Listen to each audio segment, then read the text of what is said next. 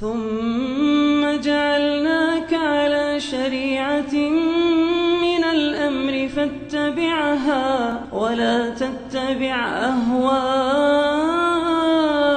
الذين لا يعلمون.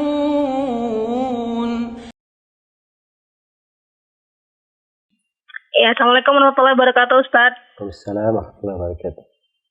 Saya ingin bertanya terkait dengan kita tidak boleh melalaikan kewajiban.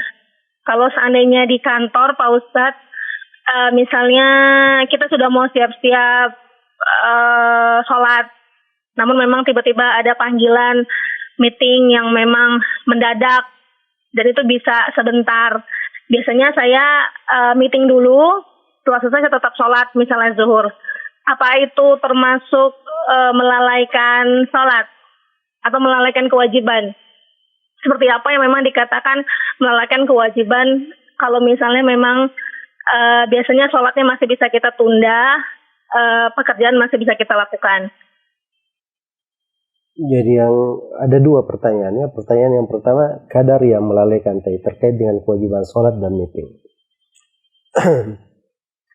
Jadi dibedakan antara laki-laki dan perempuan. Laki-laki itu ada kewajiban terkait dengan sholat berjamaah di masjid. Ya, di kondisi biasa, bukan di kondisi seperti ini. Pada saat seorang itu memang ada seruan ke masjid, maka itu tidak boleh dia diakhirkan, itu terkait dengan kewajiban lain.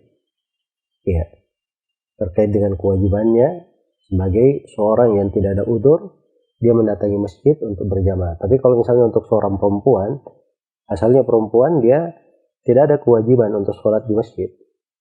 Tidak ada kewajiban untuk sholat di masjid.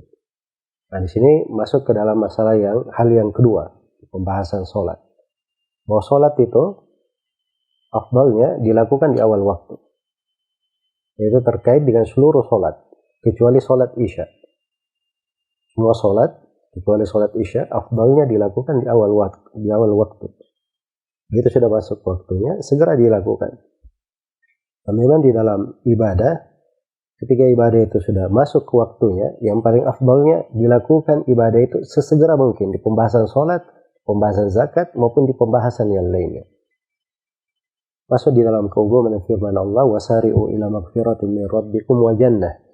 Bersegeralah kalian semua menuju kepada pengampunan dari Rabb kalian dan surga. Kita diperintah untuk bersegera di dalam hal tersebut.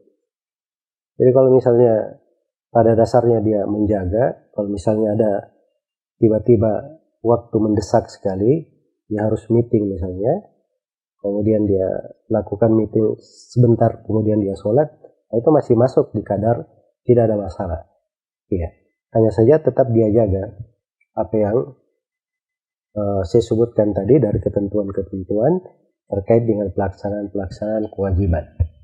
Semoga Allah Subhanahu wa taala memberi taufik kepada semuanya. Wallahu taala alam.